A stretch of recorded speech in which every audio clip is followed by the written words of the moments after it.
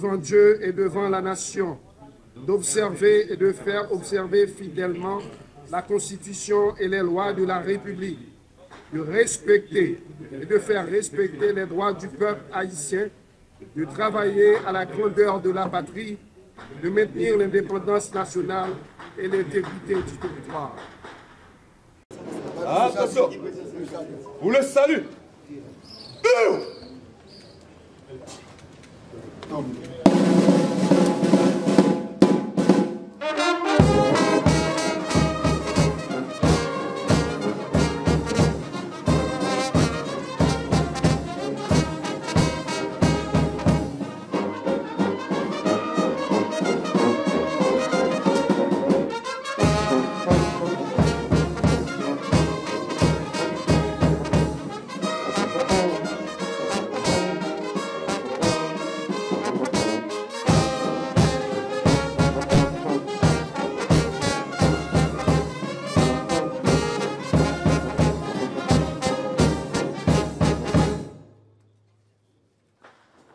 Attention, deux.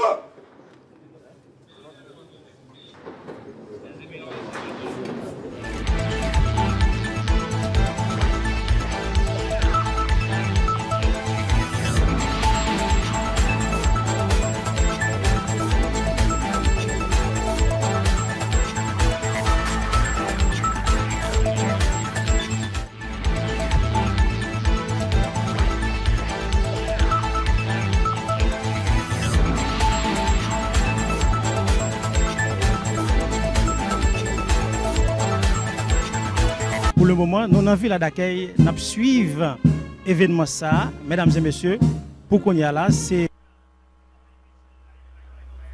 qui a recevoir ciel d'accueil pour dans un petit temps encore cérémonie tout cérémonie qui non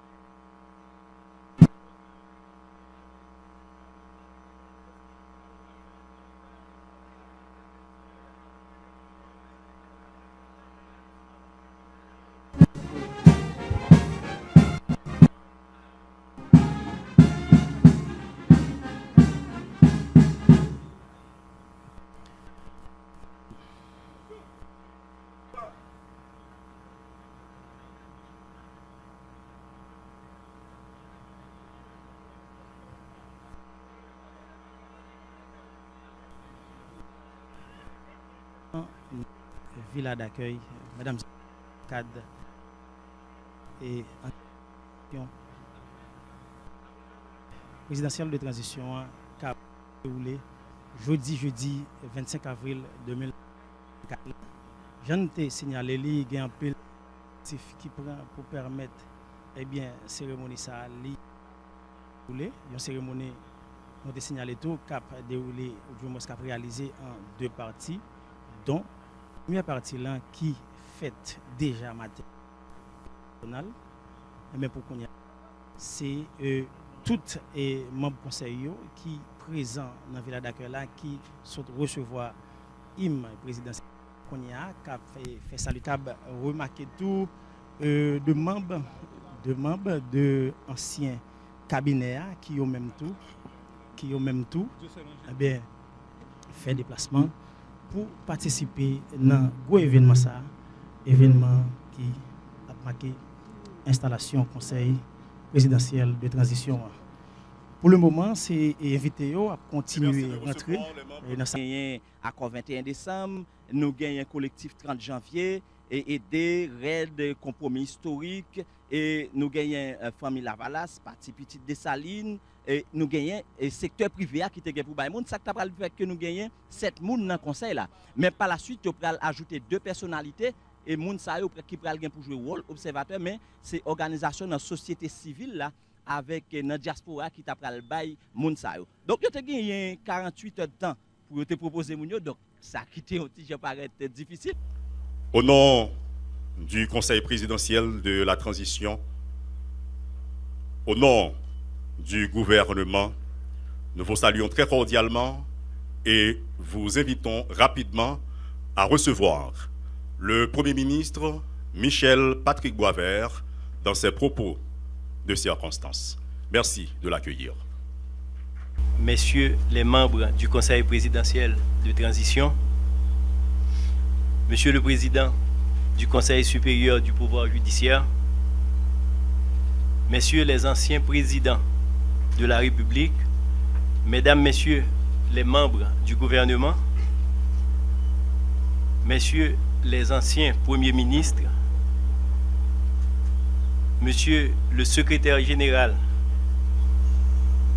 de la présidence, Messieurs les secrétaires généraux du Conseil des ministres et de la primature,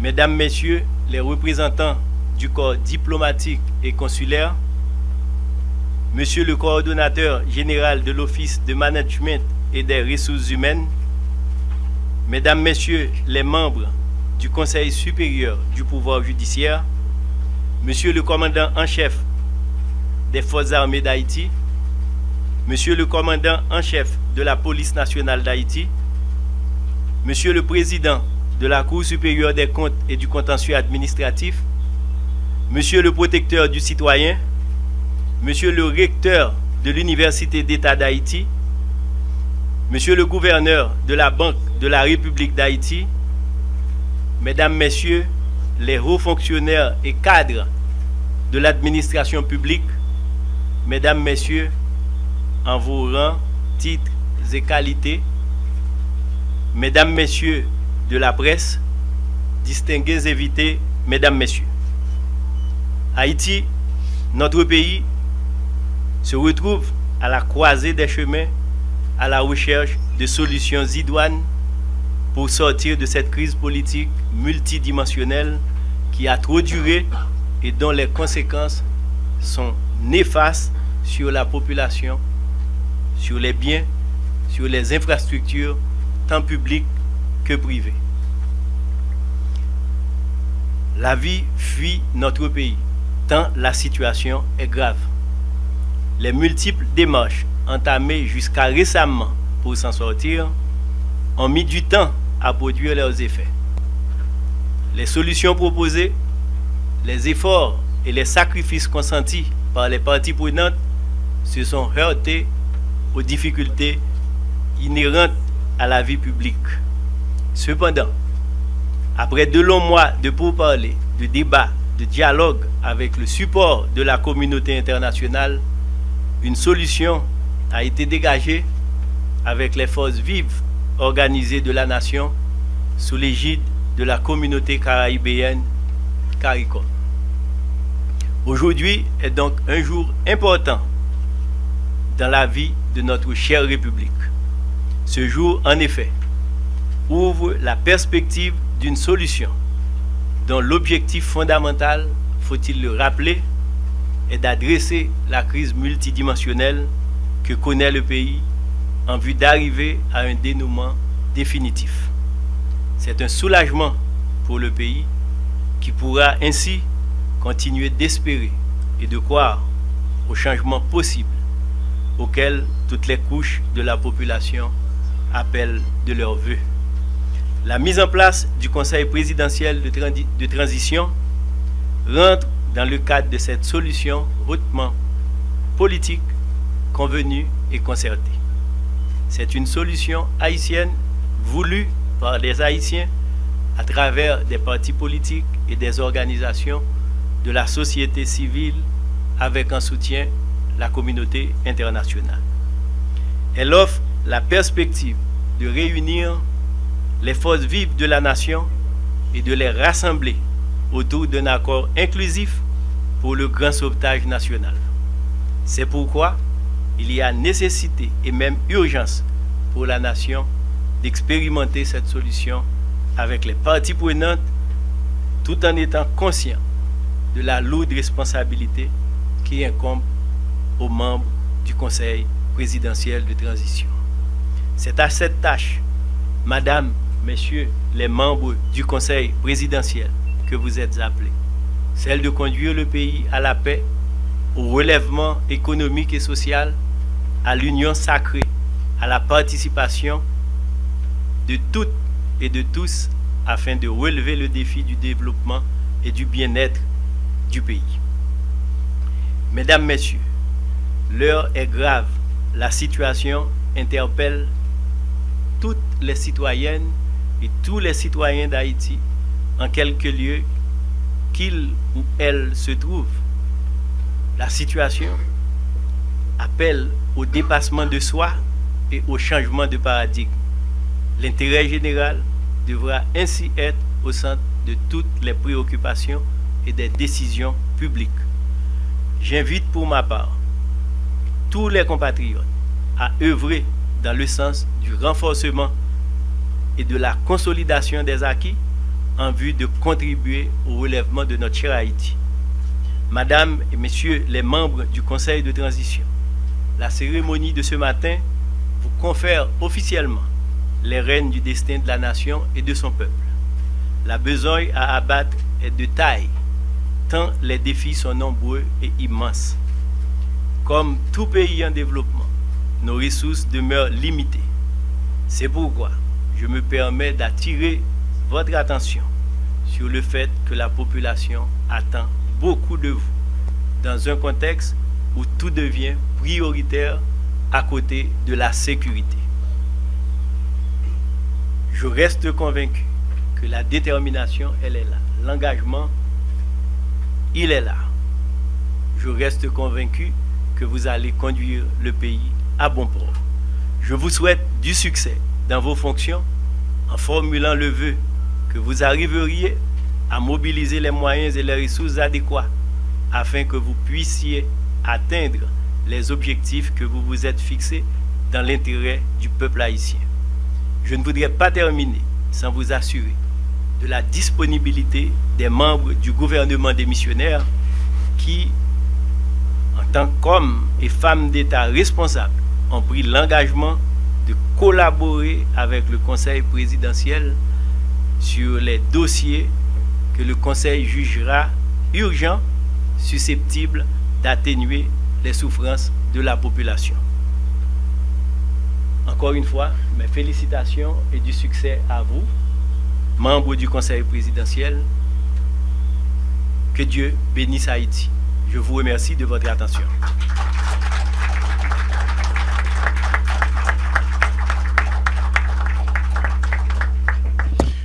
Voilà les propos du Premier ministre du gouvernement démissionnaire, Michel Patrick Boisvert, afin que nul n'en prétexte ignorance. On assiste à la seconde partie de la cérémonie d'installation et de prestation de serment du Conseil présidentiel de la transition. Deuxième partie, pourquoi? Parce que la première partie a eu lieu ce matin au Palais national. La prestation de serment, l'installation, l'hymne présidentiel, la dessalinienne, tout ceci a été exécuté au Palais national ce matin. La lecture aussi de l'arrêté nommant les membres du Conseil présidentiel a été donnée au Palais national. Et ici et maintenant, je ne ferai que vous rappeler les noms des membres composant le Conseil présidentiel de la transition. D'abord, les membres du Conseil présidentiel de transition avec droit de vote. Le citoyen Smith Augustin, le citoyen Louis Gérald Gilles, le citoyen Fritz Alphonse Jean, le citoyen Edgar Leblanc-Fils, le citoyen Laurent Saint-Cyr, le citoyen Emmanuel Vertiller, le citoyen Leslie Voltaire, avec droit de vote. Les membres du Conseil n'ayant pas droit de vote ou sans droit de vote, c'est d'abord la citoyenne Régine Abraham et le citoyen Frinel Joseph. L'instant présent, l'honneur est revenu à la citoyenne Régine Abraham d'adresser son message de circonstance ubi et orbi à la ville et au monde. Avec vous, la représentante du Conseil dans ses propos de circonstance.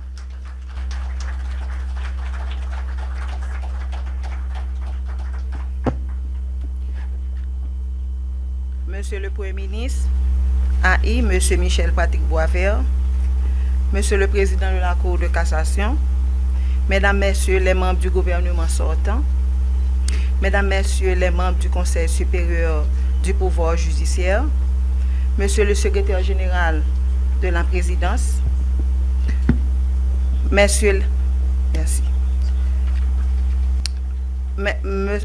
les membres du corps en chef des forces armées, Monsieur le Secrétaire général le Directeur général de la police nationale, Mesdames, Messieurs les chefs de la mission diplomatique, Mesdames, Messieurs les représentants des secteurs signataires de l'accord, Mesdames, Messieurs les hauts cadres de l'administration publique, Mesdames, Messieurs les représentants des organisations internationales, Mesdames, Messieurs les membres du corps consulaire, Mesdames, Messieurs les représentants des partis politiques, Mesdames, Messieurs les représentants de la société civile, Mesdames, Messieurs membres des familles du Conseil présidentiel, Mesdames, Messieurs membres de la presse parlée, écrite, télévisée en ligne, chers concitoyens, chères concitoyennes, Mesdames, Messieurs, en vos rangs, titres et qualités. Le 7 juillet 2021 restera à jamais gravé dans les annales de notre histoire. Non pas pour une histoire glorieuse, mais pour un événement tragique qui a secoué notre nation jusqu'à ses fondements les plus profonds. L'odieux assassinat de son Excellence M. Jovenel Moïse, président de la République d'Haïti. Peu importe nos affiliations politiques individuelles, ce régicide a non seulement coûté la vie à notre chef d'État, mais il a également marqué un tournant pour le pire dans la crise socio-économique et politique et a affligé notre pays depuis si longtemps, à genoux. L'extrême violence qui a suivi ce acte barbare a plongé notre nation dans le deuil et la douleur.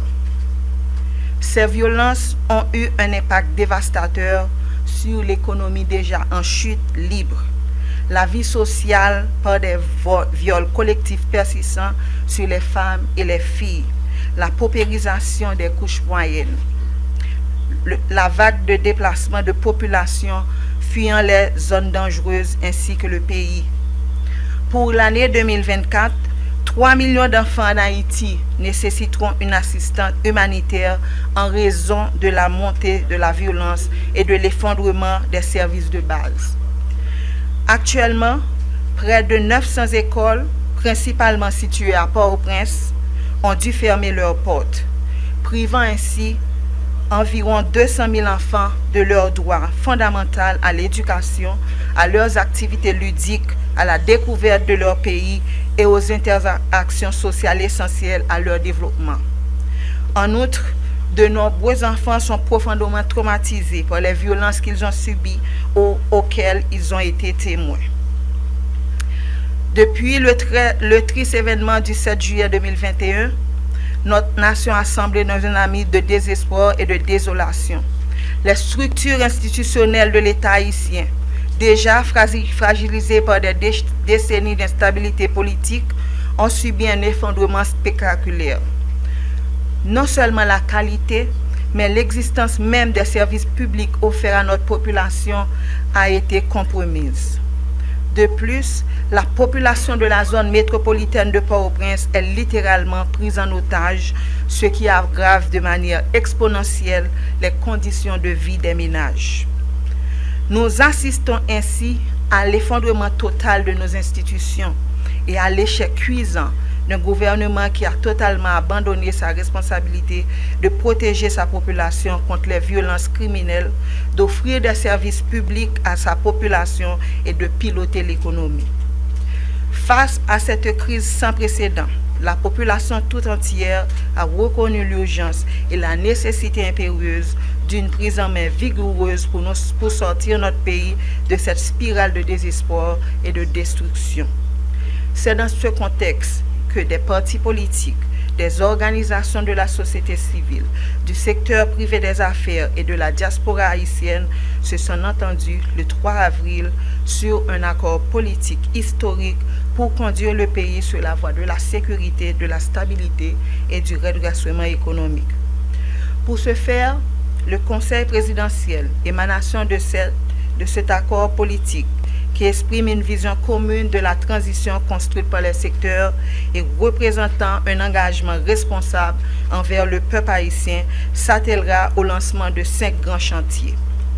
Le rétablissement de la sécurité publique, l'organisation de la conférence nationale et de la réforme constitutionnelle, la réalisation des élections générales démocratiques, crédibles et participatives, la restauration de la justice, de l'état de droit et des droits fondamentaux des citoyens et citoyennes, le redressement institutionnel et économique. Dans ce contexte d'insécurité généralisée qui défie les autorités de l'État, les forces de l'ordre du pays sont remerciées pour leur courage et leur dévouement. Il convient aussi de souligner le rôle crucial joué par la médiation de la CARICOM et des gouvernements des États-Unis, du Canada et de la France, ainsi que des agences multilatérales telles que l'ONU et l'OEA. Leur intervention a été un catalyseur essentiel dans le processus visant à parvenir à cet accord entre les différentes parties haïtiennes. Nous leur remercions pour leur collaboration et leur soutien à la stabilité et au progrès d'Haïti. Haïtiens tous côtés, dans la capitale, dans le quartier populaire, dans la province, dans la tête monde, dans la diaspora, nous tous avons souffert dans l'état pays aujourd'hui. Nous avons mouru par-ci par-là. Jeunes femmes coutifiées, absivi déjà tribo babo. Classe moyenne fin décapitalisée. En pile famille qui te courir qui te caillou. Yon seul espoir c'est courir qui te pays. Nous pas doué jamais river là et ça pas doué continuer comme ça. C'est pour justement ça yo, nous même dans conseil ça, nous engager nous dans bataille ça à côté peuple haïtien. Nous connaissons li pas facile, mais c'est ensemble tout patriote qui en dedans couder au pays pour nous coller les épaules pour lever ex-campfiri pays. Aujourd'hui ne marque que le premier jour du travail nécessaire pour rétablir l'ordre, la discipline, la paix et les conditions favorables à la création de richesses dans notre pays meurtri. C'est le début d'une quête collective visant à remettre notre nation sur la voie constitutionnelle et pour espérer offrir une meilleure vie à toutes les filles et tous les fils d'Haïti. Merci à tous et à toutes. Mettons-nous tous et toutes au travail. Merci beaucoup.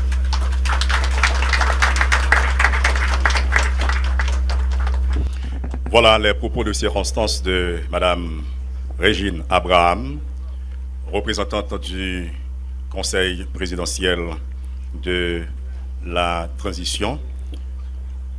Nous rappelons à toute la nation, que ce soit les citoyens et citoyennes vivant en Haïti et à l'étranger, nous parlons de la diaspora donc, que l'on est en train de réaliser la cérémonie d'installation et de prestation de serment du Conseil présidentiel de la transition. On se le rappelle et on le rappelle aussi qu'il s'agit de la deuxième partie de la cérémonie, car la première partie a eu lieu au Palais national ce matin, où les membres du Conseil présidentiel ont prêté serment et où l'installation réelle a eu lieu. On est arrivé au moment où l'on va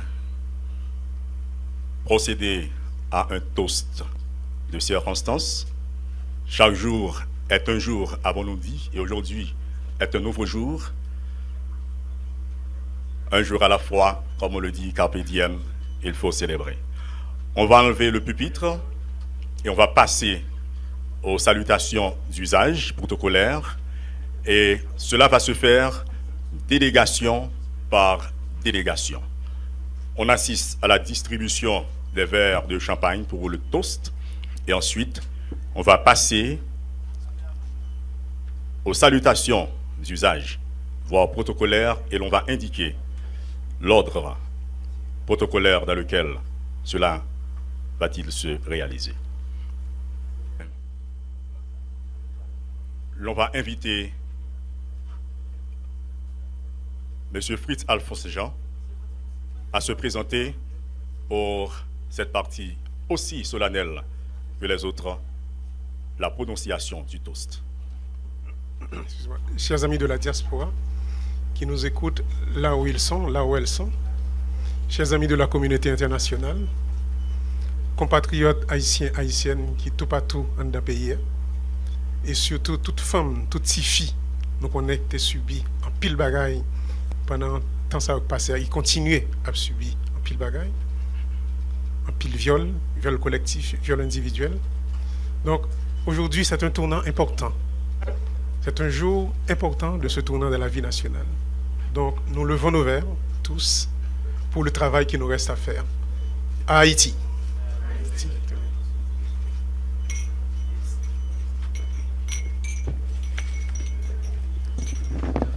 Les verres sont faits pour être trinqués, sans se briser alors.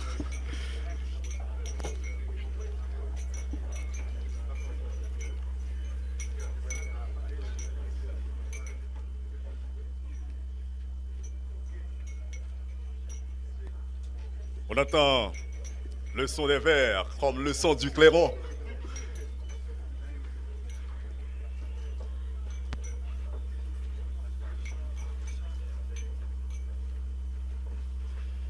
Et comme annoncé, on demande au protocole d'enlever le pupitre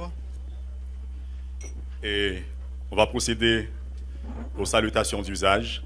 Membres du protocole, prière de retirer le pupitre. Notamment le retour à l'ordre constitutionnel indiqué au début de la cérémonie. Et on appelle d'abord les membres du gouvernement sortant pour les salutations d'usage. Les salutations d'usage. On rappelle à toute la nation qu'on est à la villa d'accueil pour la deuxième partie de la cérémonie d'installation et de prestation de serment des membres du Conseil présidentiel de la transition. Et cela se passe ici et maintenant. Monsieur le Président de la Cour de cassation, le commissaire du gouvernement de la Cour de cassation,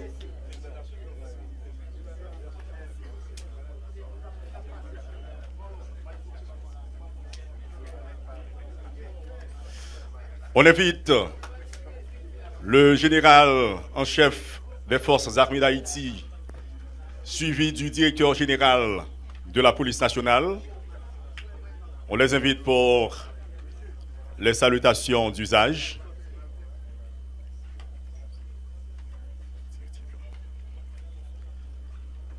On accueille, comme annoncé, le général en chef des forces armées d'Haïti et le directeur général de la police nationale pour les salutations protocolaires officielles alors aux membres du Conseil présidentiel.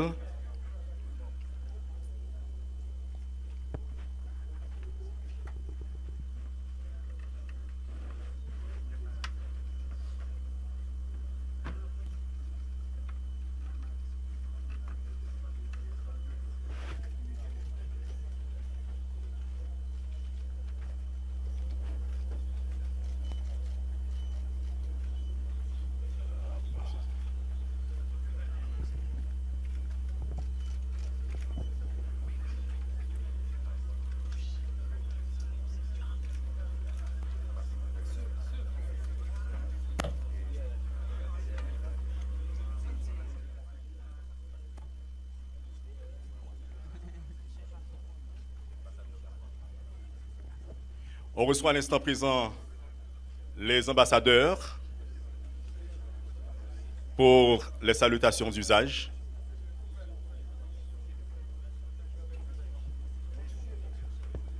Les ambassadeurs et chefs de mission